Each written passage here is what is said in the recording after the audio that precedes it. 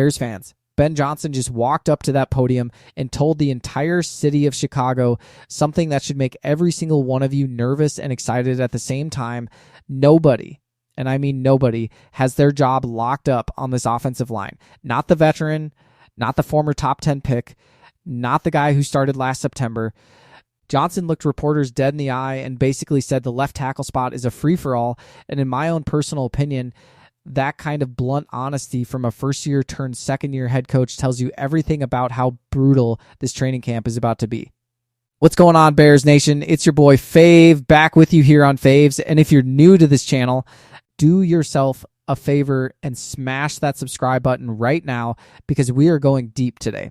We're taking this entire 91-man roster. Yes, 91, because Tory Taylor's international exemption as an Australian punter gives Chicago an extra body during the offseason before it gets trimmed to 53. And we're sorting every single player into 4 buckets: locks, safe, bubble, and long shots.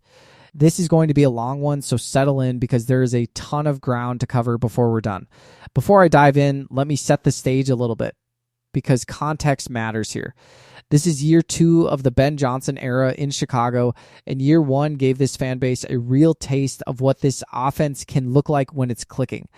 Caleb Williams had flashes of brilliance mixed with the kind of rookie-adjacent inconsistency you'd expect from a young quarterback learning a brand new, flatten out the lulls in Williams' game and turn him into a more consistent every-down operator instead of a guy who's spectacular for 3 drives and invisible for 2. And honestly, in my own personal opinion, nothing that happens at receiver, tight end, or on that offensive line is going to matter nearly as much as whether Caleb takes that leap. Everything else is set dressing around that central storyline. Now let's start with the locks. The guys who are basically bulletproof no matter what happens at Hollis Hall this summer.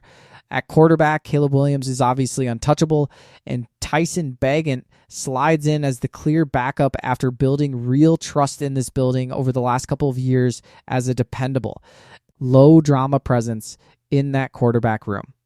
Case Keenum rounds out that quarterback room in what's essentially a coaching/mentor role at this point in his career, and while nothing in the NFL is ever 100% guaranteed, it would take an earthquake for him not to be on this roster in some capacity given how much value the staff has publicly placed on what he brings to Caleb's development off the field. In the backfield, DeAndre Swift is locked in after a career year that saw him crack 1,000 rushing yards for just the second time in his career, anchoring what became the 3rd best rushing attack in the entire NFL last season. And rookie 7th rounder Kyle Monangai proved he was one of the steals of the entire 2025 draft class, emerging as a legitimate complementary piece behind Swift. So he's not going anywhere either. On the outside, Rome Odunze and Luther Burden III are your 2 clear locks at receiver.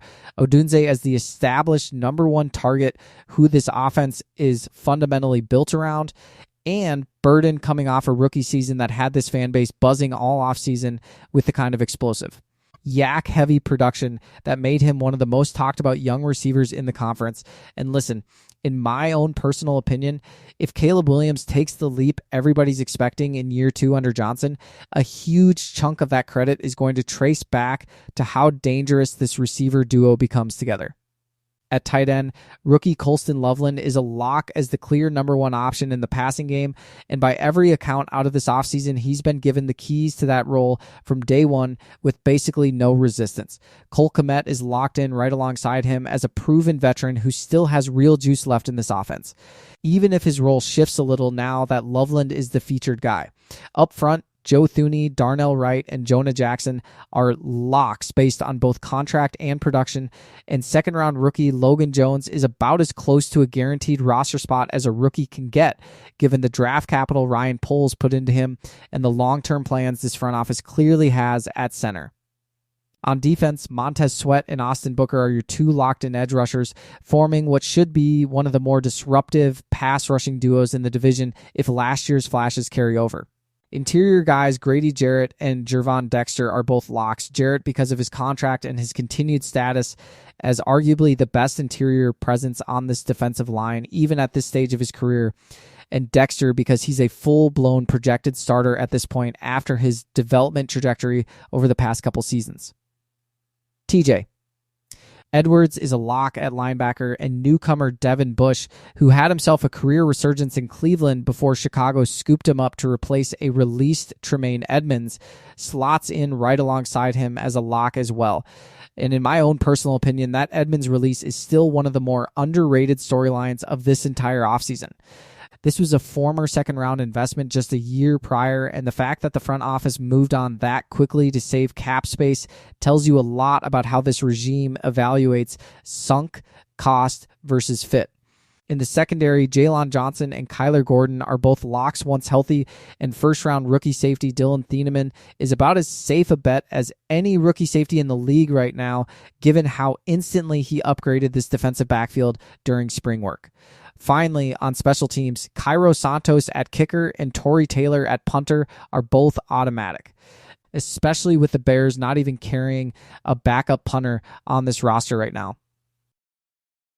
Now let's move into the safe category. Guys who aren't technically guaranteed, but where it would genuinely shock this entire fan base if they got cut. Case Keenum lands here more as a formality than out of real doubt, though age and roster math always leave a small door open. Jonah Jackson's backup, Luke Newman, is trending safe as a reliable depth piece who's earned real trust in this building through steady, unspectacular play that coaches actually value more than fans sometimes realize. Neville Gallimore, brought in on a multi-year deal, is looking like your clear third defensive tackle and should land safely on this roster barring disaster, giving this front a legitimate rotational piece behind the top two. Safety Kobe Bryant, the big free agent addition, and Elijah Hicks, who re-signed after building a track record as one of this roster's better special teams contributors, both landed safe as well. Bryant because of the investment made in him this offseason, and Hicks because of the specific valuable role he's carved out over multiple years in this building. And cornerback depth pieces like Terrell Smith and Jaylon Jones are trending safe too, especially with real questions still surrounding Kyler Gordon's long-term durability after missing most of last season to injury, which makes proven available depth at that position more valuable than it might otherwise be. All right, now we get to the fun part, the bubble, where things get genuinely competitive, and in my own personal opinion, this is where training camp is actually going to be must-watch television. In the backfield, Roschon Johnson, Britton Brown, and Salvon Ahmed are all fighting for what's likely just one or two remaining roster spots behind Swift and Monangai. Johnson has dealt with his own injury history, Brown has flashed real ability when given opportunities, and Ahmed brings legitimate NFL production from earlier in his career, so this is a genuinely open competition without an obvious favorite locked in before pads even go on. At receiver, this is a legitimately loaded bubble. Khalif Raymond, who played under Ben Johnson back in Detroit and brings a real history with his coaching staff and proven return production as a two-time All-Pro, and rookie Xavion Thomas are set to battle it out for both the WR3 role and the punt return job. Raymond has the experience edge and the built-in trust from his time with Johnson, but Thomas has reportedly turned heads with his speed all offseason. So this one could genuinely go either way. Ja'Day Walker and veteran Scotty Miller are both fighting for whatever's left on the depth chart behind that group, and Miller specifically is in a spot where the final receiver number the team decides to carry could determine his fate more than his actual play does. At tight end, rookie Sam Roush and veteran Steven Carlson are competing for a potential fourth tight end spot, and don't sleep on Roush. Reports out of OTA suggest he was getting just as many flashes as some of the bigger names in that room, just with backup reps instead of starter reps, which in my own personal opinion actually says more about his talent level than it does about his role on the depth chart. Right now let's get into that offensive line, because in my own personal opinion, this might be the single most fascinating position battle on the entire roster. The left tackle competition is a legitimate four-man brawl between returning veteran Braxton Jones, former top 10 pick Jedrick Wills Jr., returning veteran Theo Benedette, and 2024 third-round pick Kieran Amagaji. Jones enters as the presumed frontrunner since he was a 3-year starter before Johnson's staff arrived, and he's telling reporters he trusts his body more this time around after battling a fractured fibula that hampered him for most of last season. But Wills brings serious pedigree after taking all of 2025 off to fully recover from his own injury. Benedette proved last season he can hold his own in a starting role when Jones went down, and Amagagi has flashed enough in spring practices to actually earn first-team reps of his own despite being limited by injuries through most of his first 2 NFL seasons. Ben Johnson himself has said this camp is about earning roles, not being handed them. And he's on record saying the team wants clarity early instead of a competition that drags all the way into the regular season like it did a year ago when the Bears ran through 3 different starters at that spot over the course of one season. That's not a small thing to say out loud as a head coach. That's Johnson essentially admitting last year's approach didn't work and signaling he wants this one settled fast. Right alongside that tackle battle, you've got center Garrett Bradbury, brought in from New England after starting in a Super Bowl there, going head-to-head with rookie Logan Jones, who polls clearly views as the long-term answer at the position after using a valuable second-round pick on him. Bradbury has the experience edge and the recent postseason pedigree, but it's not really a question of if Jones eventually takes over. It's a question of how long Bradbury can hold him off and how much patience this coaching staff has for a rookie learning the position at the NFL level while protecting a young franchise quarterback. This whole situation exists because of Drew Dahlman's abrupt retirement this offseason, which caught a lot of people around this organization off guard and forced polls to pivot on the fly, first through the trade for Bradbury and then through the draft capital spent on Jones. On the defensive line, Kentavious Street is fighting for a roster spot in a deep interior rotation that got noticeably more crowded this offseason, and edge rusher Dayo Odeyingbo, working his way back from Achilles surgery, has reportedly progressed further than expected and could push for real snaps once he's fully cleared, which would be a legitimate bonus for a pass rush that's already trending in the right direction. Shamar Turner, who tore his ankle back in November, is trending toward opening the season on the physically unable to perform list, which adds another layer of uncertainty to this front and means the interior rotation battle matters even more than it would otherwise. At linebacker, DeMarco Jackson, Jack Sanborn, Keyshawn Elliott, Ruben Hippolyte II, and John Radigan are all fighting over what's realistically 2 or 3 open depth spots behind Bush and Edwards. And in my own personal opinion, Jackson has the inside track after stepping up in a real way last season when both Edwards and Edmonds were banged up and this defense needed someone reliable in the middle of that room. In the secondary, cornerback Tyreek Stevenson versus rookie 4th rounder Malik Muhammad might be the single most intriguing battle in this entire camp, with the loser likely sliding into a depth role behind Jaylon Johnson rather than getting cut outright, given how valuable proven corner depth is in a division that throws the ball as much as this one does. And finally, don't sleep on the long snapper battle. Veteran Luke Elkin, who has an existing chemistry with Torrey Taylor going back to their days together at Iowa against rookie Bo Gardner, considered one of the best college long snappers in the country coming out of Georgia. One of these two makes the team, one doesn't, and honestly, that's a genuinely fun little subplot buried inside this larger roster story that special teams nerds like myself are going to be tracking closely all camp long. Before we get into the long shots, I've got to mention 2 names that don't fit cleanly into any of these buckets because they're almost certainly starting the season on the physically unable to perform list. Ozzy Trapelo, who looked like this team's long-term answer at left tackle before rupturing his patellar tendon in the wild card round of the playoffs, is expected to miss most of the 2026 season. Full stop. That's not a training camp battle. That's a recovery timeline. And it's the entire reason this left tackle competition exists in the first place. If Trapelo stays healthy, we're probably not even having this 4-man conversation right now. And linebacker Noah Sewell, who's working back from his own significant injury, is a legitimate question mark for whether he factors into this linebacker room early in the season or later once he's fully healthy, which only adds more depth to a linebacker bubble that was already pretty crowded to begin with. Now let's close this out with the long shots, the guys who need something special to happen just to see the field in September.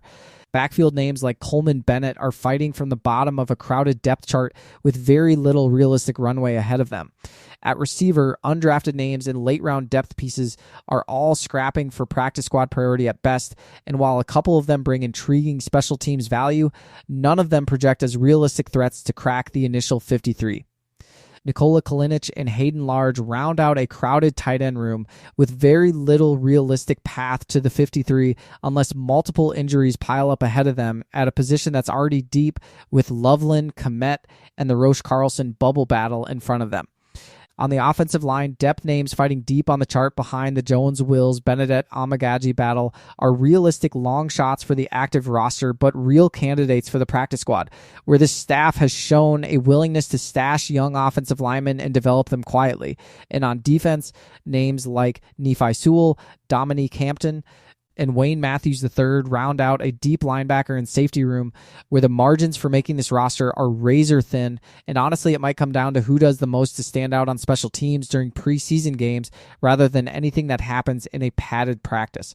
So when you step back and look at this entire roster puzzle, in my own personal opinion, this is genuinely one of the deepest, most competitive rosters this franchise has put together in years. You've got legitimate stars locked in on both sides of the ball, a fascinating four-man brawl at left tackle that could shape how this entire offensive line performs in year 2 of the Ben Johnson era, a real center competition between a Super Bowl starter and a highly drafted rookie, and meaningful battles at receiver, tight end, and linebacker that are going to make every single training camp practice report worth reading this summer. Ben Johnson has made it clear he wants clarity early instead of a battle that drags all season long the way last year's left tackle situation did, and according to reporting out of Hollis Hall. That clarity could start coming into focus the moment the pads go on and the hitting actually starts. And that's really the whole story of this Bears roster right now.